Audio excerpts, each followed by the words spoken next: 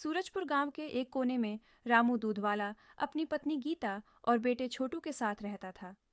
रामू के पास सिर्फ एक बूढ़ी भैंस थी, जो अब बहुत कम दूध देती थी। घर की हालत दिन ब दिन खराब होती जा रही थी।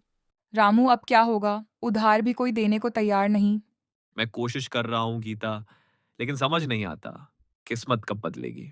तभी छोटू धीरे से बोला। बाबा, मुझे भी स्कूल में सबके जैसे दूध वाली चाय पीनी है। रामू ने नजरें झुका लीं। उसके पास जवाब नहीं था। अगले दिन रामू जंगल में चारा लेने गया। चलते चलते उसने एक अजीब सी आवाज सुनी।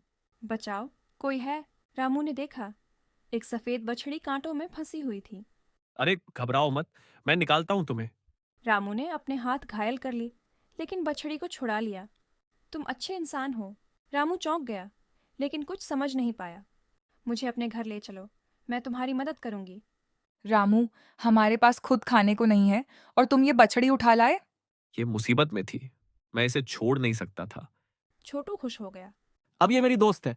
अगली सुबह रामू ने देखा, बछड़ी के पास दूध से भरा एक बर्तन रखा था, जबकि उसने दूध निकाला ही नहीं था। ये कैसे?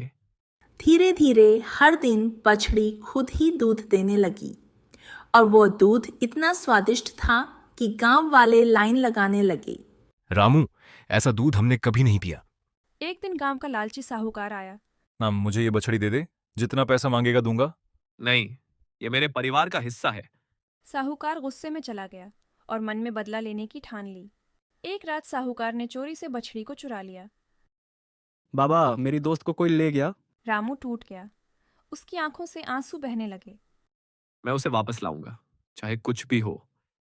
वह साहूकार के घर पहुंचा। कृपया मेरी बछड़ी लौटा दो, वो मेरे बेटे की खुशी है। अब ये मेरी है, जा यहाँ से। रामू वहीं बैठ गया, रोने लगा। तभी बछड़ी की आंखों से भी आंसू बहने लगे और अचानक वहां तेज रोशनी फैल गई। रोशनी खत्म होते ही एक साधु प्रकट हुए। साहूकार डर गया। रामू, तुम्हारा दिल सच्चा है, इसलिए ये बछड़ी तुम्हारे पास आई थी। मुझे माफ कर दो, मैं लालच में अंधा हो गया था। आज से ये बछड़ी सामान्य हो जाएगी, लेकिन तुम्हारी किस्मत बदल चुकी है।